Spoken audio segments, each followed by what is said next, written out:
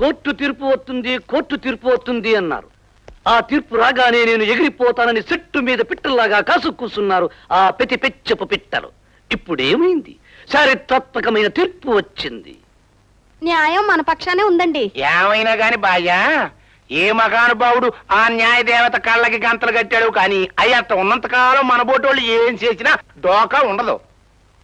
అదే బాయ్యా, ఈ శుభ సందర్భాన ఓ మంచి డాన్స్ పార్టీ ఏర్పాటు చేయమంటారా? మీరు డాన్స్ ప్రోగ్రామ్ ఏర్పాటు చేసుకున్న లోపల వాళ్ళు సుప్రీం కోర్టుకెళ్లి స్టే తీసుకురాగలరు. ఈలోగానే గవర్నమెంట్ ఫామ్ అయిపోవాలి, కేబినెట్ డిసైడ్ అయిపోవాలి. దశకంఠరావు, ఇదిగో కేబినెట్ లిస్ట్. నువ్వు చీఫ్ మినిస్టర్. ఈ కేబినెట్ లిస్ట్ ని గవర్నర్ కు సబ్మిట్ చేసి దీని ప్రకారం ప్రమాణ స్వీకార మహోత్సవానికి ఏర్పాట్లు చేయించు. ప్రజలు, ప్రభుత్వం ఎవరి వల్ల ఎవరికి అన్యాయం జరిగినా న్యాయాన్ని ప్రసాదించవలసిన న్యాయదాతలు మీరు. ఆ న్యాయం ఇప్పుడు రాజకీయ నాయకుల చేతుల్లో బ్యాలెట్ బాక్సుల్లో చిక్కుబడి ఉందనే అపప్రద ఉంది. ఆ అపప్రద తొలగిపోవాలంటే సేవాభావంతో, సేవా తత్పరతతో మీరు ప్రజల్లోకి రావాలి. ఇంతకాలం మీ జీవితాన్ని మీ వృత్తికే అంకితం చేశారు మీరు. ఇప్పుడు దేశం కోసం, ప్రజల కోసం అంకితం చేయవలసిన అవసరం వచ్చింది. శంఖంలో పోస్తే తప్ప తీర్థం కాదు. ఈనాడు సమాజంలో అల్లుకుని ఉన్న అవినీతిని, అక్రమాన్ని, అన్యాయాన్ని మీ నోటితో చెప్తేనే న్యాయ నిర్ణయం జరుగుతుంది. అందుకే మీరు ప్రజల్లోకి రావాలి, ప్రజల్ని చైతన్యవంతుల్ని చేయాలి. మీరంతా ఎమ్మెల్యేలు. మీకు నెల జీతం ఎంత? 2500. ఆఫ్టర్ ఆల్ 2500 రూపాయలు. ఏడాదికి మీ అలవెన్సులు గిలవెన్సులు కలుపుకుంటే ఎంత వస్తుంది? 50,000. ఈ ఎదవది మా డ్రైవర్ సంపాదిస్తాడు 1,00,000 రూపాయలు. 50,000తో మీరు పెళ్ళాం బిడ్డల్ని ఎలా పోషిస్తారు? ఎలా బతుకుతారు? ప్రజాసేవ ఎలా చేస్తారు? అందుకే తమరు మంత్రి అయ్యారు కాబట్టి మా జీతాలు పెంచండి. కుదరదు. ఎమ్మెల్యే కింత, మినిస్టర్ కింత, చీఫ్ మినిస్టర్ కింత, గవర్నర్ కింత, ప్రెసిడెంట్ కింత అని జీతాలు ఉంటాయి. దానికంటే ఎక్కువితే రాజ్యాంగం ఒప్పుకోదు. అయితే మమ్మల్ని ఏం చేయమంటారండి? మన పార్టీకి వైట్ మనీ చాలా తక్కువగా ఉంది. అందుకని మీ జీతాలంతా మన పార్టీకి ఇచ్చేసేయండి. ఇచ్చేసి ఏమేం చేయాలండి? కాంట్రాక్టులు పట్టుకోండి, పైరవీలు చేసుకోండి, దొరికినంతా తినేయండి. తినమన్నాను కదా అని స్టేట్ టు స్టేట్ ని తినేయకండి. మన ఖజానాతో బొక్కడిపోద్ది. మీరు మాట్లాడుకుని ఓ 20-25% హ్యాపీగా తినండి. తిన్న తరువాత పని మాత్రం చాలా గట్టిగా చేయండి. అదే మన పార్టీకి శ్రీరామరత్స. నా భాష మీ అందరికీ అర్థమైపోయింది అనుకుంటా. దేశానికి స్వాతంత్రం రావడం కోసం ఇల్లు గుల్ల చేసుకున్నారు, ఒళ్ళు హోణం చేసుకున్నారు, జీవితాలను త్యాగం చేశారు. ఆనాటి మీ త్యాగం ఈనాడు స్వార్థం పేరుతో ఊరూరా ఏరులై పారుతుంటే చూస్తూ ఊరుకుంటారా? ప్రజాస్వామ్య పరిరక్షణ కోసం మరోసారి స్వాతంత్ర పోరాటాన్ని ప్రారంభించండి. లేవండి. మీరంతా IAS, IPS గెజిటెడ్ ఆఫీసర్లు. మీ జీతాలు మీ స్టేటస్ కు, మెయింటెనెన్స్ కు సరిపోవే. మరి మీ జీతాలు పెంచాలంటే రాజ్యాంగం ఒప్పుకోదు. అందుకని తలా కాస్త తినండి. తినమన్నాను కదా అని స్టేట్ ను తినకండి. ఖజానా బొక్కడిపోద్ది. అందుకని మీరు మాట్లాడుకుని ఓ 20-25% తినండి. తిని పని మాత్రం గట్టిగా చేసేయండి. అదే మన ప్రభుత్వానికి శ్రీరామరత్స. నా భాష IPS లకు, IAS లకు, గెజిటెడ్ లకు అర్థమైపోయింది అనుకుంటా. తోడబుట్టిన దానివి కదా అని గారం చేస్తే నాకే ఎసరు పెడతావా? ఈసారి ఇల్లు కలిసి చూడు, నా భాష నీకు పూర్తిగా అర్థమవుతుంది. హలో అమ్మా, నేనమ్మా. బాబు, అమ్మా. శ్యామ్, ఎక్కడి నుంచి రా? నా దగ్గర నుంచే మాట్లాడుతున్నాను. నేను దశకంఠరావుని. నీ మొగుడు ఎవడి మీద ఎదురు తిరిగి మునగాడనిపించుకోవాలనుకున్నాడు ఆ దశకంఠరావుని. నా భాష నీకర్థమైపోయిందనుకుంటాను. నన్ను దెబ్బతీయాలని నీ మొగుడు నా మీదే తిరుగుబాటు చేశాడు. నా పార్టీ వాళ్ళందరినీ ఎదురు దెబ్బ కొట్టేశాడు. అది నువ్వు తప్పక ఆపాలి. నీ మొగుడుతో సహా ఆ తిరుగుబాటులో కలిసిన వాళ్ళందరూ ఈ తిట్రాను చేసుకోవాలి. దానికి ఎల్లుండి సాయంకాలం దాకా టైం ఉంది. కానీ నీకు ఎల్లుండి మధ్యాహ్నం దాకా టైం ఇస్తున్నాను. ఈ తిట్రా చేసుకుంటే సరే, లేదా నీ కొడుకు నా చేతుల్లో ఇక్కడే ఈ తిట్రా అయిపోతాడు. విత్డ్రా చేసుకోరు. ఏటి ఈ తిట్రా చేసుకోరు అని చెప్పాడా? నేనే చేసుకోదన్నాను. మరి ఆయన? నా మాటే ఆయన మాట. అంటే నీ మొగుడు శ్రీరామచంద్రుల్లా సముద్రాలన్నీ దాటి లంకకొచ్చి ఈ దశకంఠుణ్ణి సంపి నీ కొడుకుని రక్షిస్తాడనుకుంటున్నావా అమ్మ తల్లి? యముడి వెంటబడి యమలోకానికి వెళ్ళి మొగుడి పేణాలు తెచ్చుకున్న సావిత్రిలా నా లోకానికి నువ్వే వచ్చి నీ బిడ్డని కాపాడుకుంటావా తల్లి మాత? నువ్వు రాక ఇతట్లా చెయ్యక బిడ్డ పెద్దవాళ్ళ కక్షలకు పసివాడిని ఎందుకు బలి చేయాలనుకుంటున్నావు? నీకు కావాలంటే నన్ను చంపు. త్యాగమా? అవును. పిచ్చిదానం. రాజకీయం అంటే త్యాగం కాదు, ఎప్పుడో సంపాదించడం చేతగాని పిచ్చోళ్ళు చెప్పిన మాట అది. చూడు, త్యాగాన్ని నెత్తి మీద పెట్టుకుని ఊరేగితే ఏమవుతుందో తెలుసా? నెత్తి మీద ఉన్న జుట్టు కాలిపోద్ది, కాలికున్న చెప్పులు ఊడిపోతాయి. చూడాడు తల్లి, కొత్తగా పెళ్ళైనోడికి పొద్దు తెలీదు, కొత్తగా రాజకీయాల్లోకి చేరినోడికి బతుకు తెరుగు తెలియదు. ఇది నీ మొగుడుతో చెప్పు. కావచ్చు, కానీ ఆయన బ్రతుకైనా చావైనా జనంతోటే. జనం అంటే ఎవళ్ళు? కాకులు. గుప్పి నూకులు ఇటు విసిరితే అటు కావు కావుమంటూ పోతాయే కాకులు. ఇళ్ళు అంతే. ఎలక్ట్రిక్ తీగ మీద మిరక్కాయ బజ్జీ కడితే ఆ మిరక్కాయ బజ్జీ కోసం తీగ ఎక్కి చస్తాయే కాకులు. ఈ జనం కూడా అంతే. ఆ మాట నీలాంటి వాడికే పరిమితం. జనం కాకులు కారని వాళ్ళల్లో చైతన్యం రగులుకుంటే వాళ్లే మేకులై నీలాంటి వాళ్ళకి సిలువ వేస్తారని తెలుసుకో. అది నువ్వు తెలుసుకునేలోగా నీ బిడ్డ ఉండడని నువ్వు తెలుసుకో. ఆ గడ్డ నెల తీసుకురండిరా. అమ్మ తల్లి, నీ త్యాగం ఎన్ని రకాలుగా ఎదికేకలు పెడుతుందో ఒకసారి చూడు. నీ అమ్మ తీసుకో. రంగా, నాకు భయం వేస్తుంది. అమ్మా, స్నానం తీసుకురావే. అమ్మా, నన్ను చంపేస్తున్నారే. అమ్మా, అమ్మా, స్నానం తీసుకురావే. అమ్మా, అమ్మా, అమ్మా, అమ్మా, నన్ను చంపేస్తున్నారే. అమ్మా, తుపాకి చూపిస్తున్నారే.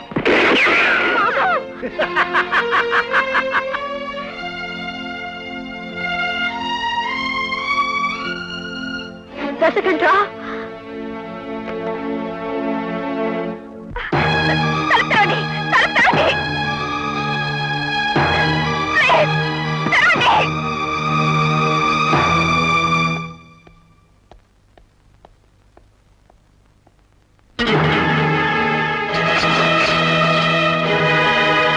నా మాట వినండి, ఇక్కడి నుంచి వెళ్ళిపోండి.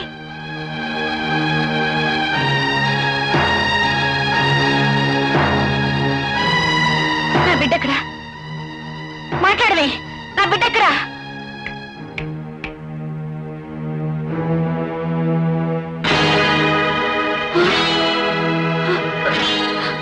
నా బిడ్డను పొట్టన పెట్టుకున్నావు. నా బిడ్డ నీకేం అన్యాయం చేశాడు? ఆడవాళ్ల కన్నీటితో, పసిబిడ్డల నెత్తుడితో పాదాభిషేకం చేసుకుని ఉక్కు పాదాలతో గద్దెనెక్కాలనుకుని నిన్ను బతకనివ్వకూడదు. రే,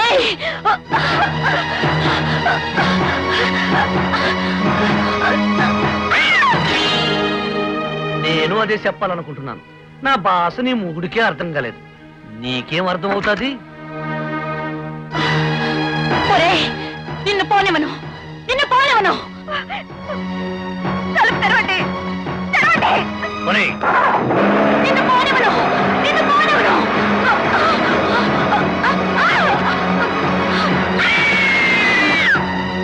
తెరవండి.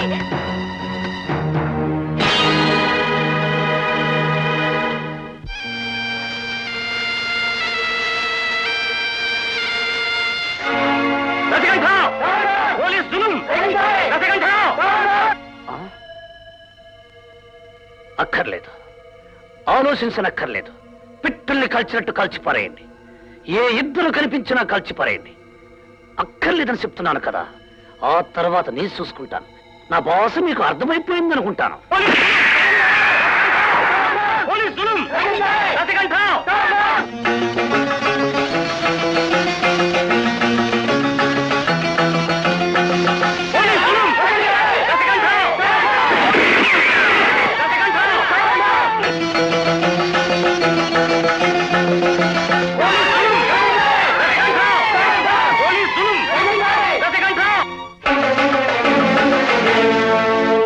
ఐజీ, నువ్వు నాకేమీ చెప్పద్దు. నేను చెప్పింది ఇను, ఎన్నది ఎన్నట్టుగా చేసేయి.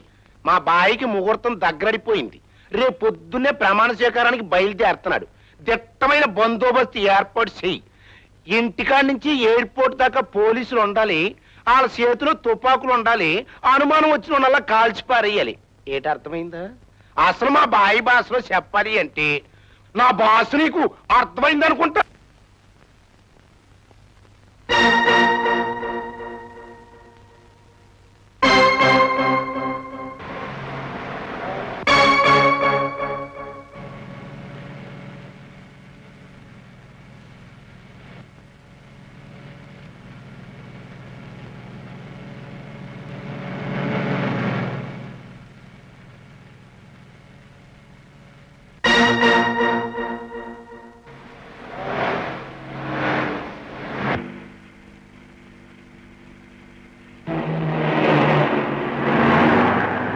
ఎవరైనా తలుపు తెరవండి.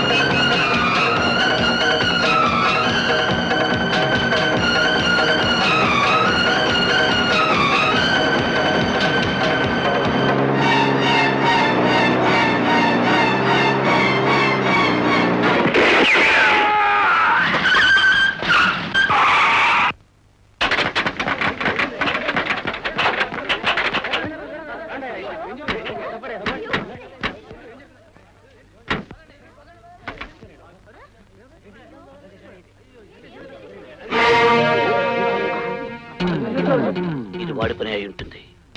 ఎతికి పట్టుకోండి. కారు కారు వెతకండి. కనిపిస్తే ఖర్చు పారేయండి. Yes sir. వెతకండి, కారు కారు వెతకండి, మూల మూల వెతకండి. వాడిక్కడే ఎక్కడ ఉంటాడు.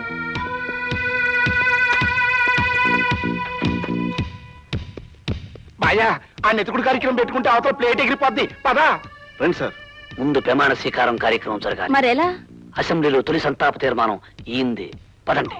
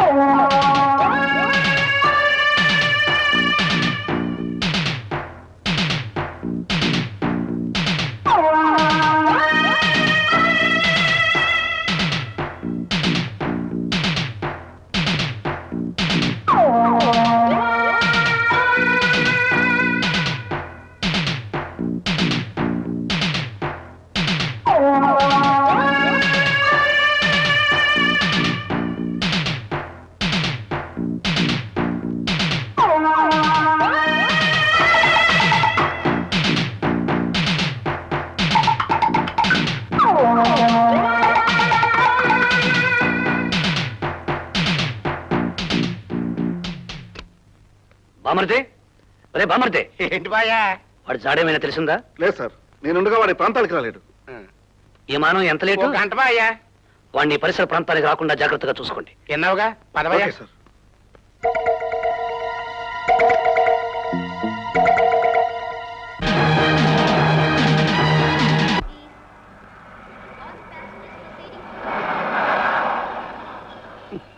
బాయా బాయా, ఏంటి? ప్లేట్ రెడీ బాయా. రెడీయా?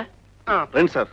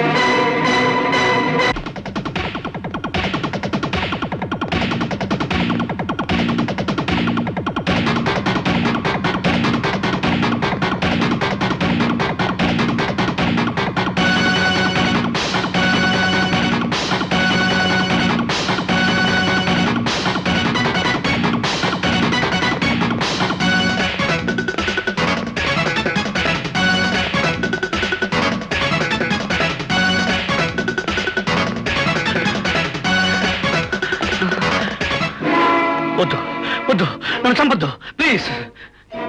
వద్దు వద్దు, నన్ను చంపొద్దు, నన్ను చంపొద్దు ప్లీజ్.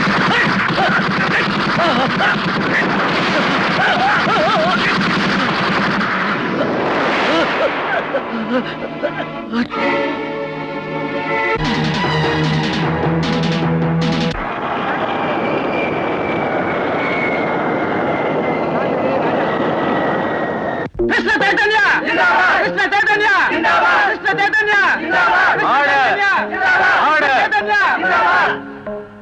మిస్టర్ కృష్ణ చైతన్య, ఈ మర్డర్ మీరే చేశారని అంగీకరిస్తున్నారా? యువర్ ఆనర్, అవినీతిని తుడిచిపెట్టి నీతిని ఆర్డర్లో పెట్టడానికి, స్వార్థాన్ని కడిగి నిస్వార్థాన్ని ఆర్డర్లో పెట్టడానికి, ప్రజల చేత ఎన్నుకోబడి ప్రజల కోసం నిలబడి ప్రజల అవసరాలను తీర్చే నిజమైన ప్రజాస్వామ్య ప్రభుత్వాన్ని ఆర్డర్లో పెట్టడానికే ఈ మర్డర్ చేశాను. మీరు చంపింది ఓ ప్రజాప్రతినిధి. యువర్ ఆనర్, సంతలో పశువులను కొన్నట్టు ఓ 100 మంది ఎమ్మెల్యేలను కొని నాకు మెజార్టీ ఉంది, నేను ప్రభుత్వ అధినేతను, 6.5 కోట్ల మంది ప్రజలను నేను ఏల్తాను అని అనేవారు నిజమైన ప్రజాప్రతినిధులు కారని, పదవి ఉన్నా లేకున్నా ప్రజల కష్ట సుఖాలను గుర్తించి ఎక్కడ అన్యాయం జరుగుతుందో దాన్ని ప్రతిఘటించి నిజమైన ప్రజా శ్రేయస్సును కోరే ఏ పౌరుడైనా ప్రజా ప్రతినిధి అని తెలియజెప్పడానికే ఈ ప్రయత్నం చేశాను. దశకంఠరావుని చంపాల్సిన అవసరం మీకేమొచ్చింది? బకాసురుడు ఆనాడు రోజుకు ఒక్కడిని తింటే ఈ బకాసురుడు ఒక్క రోజులో 6.5 కోట్ల ప్రజానీకాన్ని తినేయగలడు. అందుకే 6.5 కోట్ల ప్రజానీకానికి రాక్షస విముక్తి ప్రసాదించాను. ప్రజల్ని కాపాడాల్సిన బాధ్యత ప్రభుత్వం. కానీ మీరు దేశమును ప్రేమించుమన్నా, మంచి అన్నది పెంచుమన్నా అన్న గురజాడ నినాదానికి సొంత లాభం కొంత మానుకో, తల్లి భూమికి తోడుపడవోయ్ అన్న కొత్త నినాదాన్ని జోడించి ఈ సాహసం చేశాను. ఇది నా తల్లి దేశం కోసం, ఆ తల్లి కన్నా 6.5 కోట్ల ప్రజల కోసం. జై హింద్.